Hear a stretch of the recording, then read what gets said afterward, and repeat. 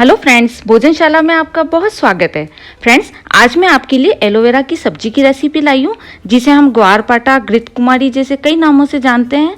और इस हेल्दी और टेस्टी सब्जी को एक बार आपने इस तरीके से बना लिया तो ज़रूर आप बार बार इसको बनाएंगे और बहुत ही आसानी से और स्वादिष्ट सब्जी बनती है। तो चलिए इसे हम बनाना शुरू करते हैं।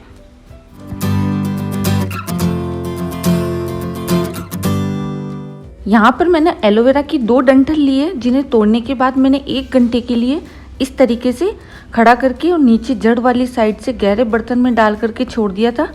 इससे क्या होता है कि जो जड़ वाली साइड से नीचे से कटा हुआ हिस्सा होता है उसमें से एक येलो कलर का सा लिक्विड निकलता है, जो कि हमारे शरीर के लिए फ़ायदेमंद नहीं होता है। साथ ही इसके निकलने से हमारा एलोवेरा का सारा कसेलापन, जो कड़वाहट होती है, वह निकल जाती है और सब्जी बहुत ज़्यादा स्वादिष्ट बनती है। तो इसे आप ज़रूर करें इस प्रोसेस को। और अब इन्हें हम अच्छी तरह से धो करके साफ़ कर लेते हैं और इस बर्तन का जो पानी है इसको तो हम फेंक देते हैं। तो यहाँ पर हमने एलोवेरा को अच्छी तरह से धो करके साफ़ कर लिया है। 2-3 बार पानी में अच्छी तरह से धोया है, जिससे कि इसकी सारी मिट्टी निकल जाए। और जब भी एलोवेरा हम सब्जी के लिए लेंगे तो कोशिश करनी है कि इस तरह का थोड़ी मोटी डंठल का हो। इसके अंदर पल्प बहुत ज़्यादा होता है, जो निकालने में आसान होता है और इससे सब्जी भी स्वादिष्ट बनती है। तो सबसे पहले हम एलोवेरा के अगले और पिछले हिस्से को कट करके अलग कर लेते हैं और फिर जो साइड में कांटेदार किनारे हैं उन्हें भी हम अलग कर लेंगे। और ये आसानी से कट हो जाते हैं क्योंकि ये सॉफ्ट होते हैं। ऐसे ही दूसरी तरफ से भी निकाल लेंगे। अब इस डंठल को 2 टुकड़ों में कट करके सावधानी से हम ऊपर वाली लेयर को निकालते हैं। ये देखिए कितना पल्प है इसमें। और अब पल्प को हम एक बार बराबर की दूरी में ऐसे कट करेंगे।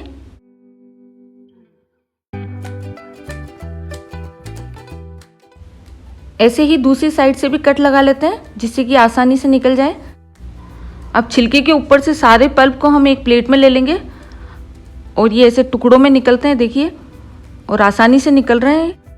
एलोवेरा के 2 से 3 पौधे घर में ज़रूर लगाने चाहिए और ये गमलों में भी आसानी से लग जाता है। अगर आपके पास खाली स्पेस हो तो आप वहाँ पे लगाएं, लेकिन 2 से 3 पौधे होने पर भी आराम से हमारे सब्जी भी बन जाती है, जूस वगैरह में सब में काम आता है। तो एलोवेरा तो हमारे घर में ज़रूर लगाना चाहिए हमें। ऐसे ही हम सारे एलोवेरा के पल्प को निकाल करके अलग करेंगे। और अगर इनके ऊपर कोई छिलका रह जाएगा तो इनको भी अच्छी तरह से निकाल करके साफ़ करना है। साइड में निकाल लेते हैं इनके कट करके। तो यहाँ पर हमने सारा पल्प निकाल लिया है और आप देख सकते हैं बिल्कुल आइस क्यूब की जैसे लग रहे हैं।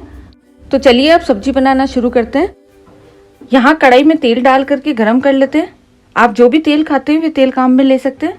अब डालेंगे थोड़ी सी इसमें दाना मेथी और हल्की सी भूनते ही इसमें 10 से 12 कली दरदरी कुटी हुई लहसुन की डालेंगे। साथ ही बारीक कटी हरी मिर्च डाल करके इनको हल्का सा भून लेते हैं। चाहे तो लहसुन की जगह पर हींग भी डाल सकते हैं। लहसुन और मिर्च की थोड़ा सा भुन जाने के बाद हमारा जो एलोवेरा पल्प है इसको भी हम मिक्स कर लेते हैं। आप जानते हैं कि एलोवेरा का पल्प जेल फॉर्म में होता है और इस वजह से इसमें बहुत चिपचिपाहट होती है। तो हमको इस पल्प को तेल में जब तक भूनना है जब तक कि इसकी सारी चिपचिपाहट खत्म नहीं हो जाती है। इसको भूनने में हमें 5 से 7 मिनट का टाइम लगेगा। फ्रेंड्स, हम ज़्यादातर सुनते हैं कि एलोवेरा स्किन और बालों के लिए बहुत फ़ायदेमंद होता है, लेकिन इसके अलावा भी इसके बहुत सारे फ़ायदे हैं। कमर दर्द हो, घुटनों का दर्द हो और डायबिटीज़ में तो ये रामबाण औषधि है।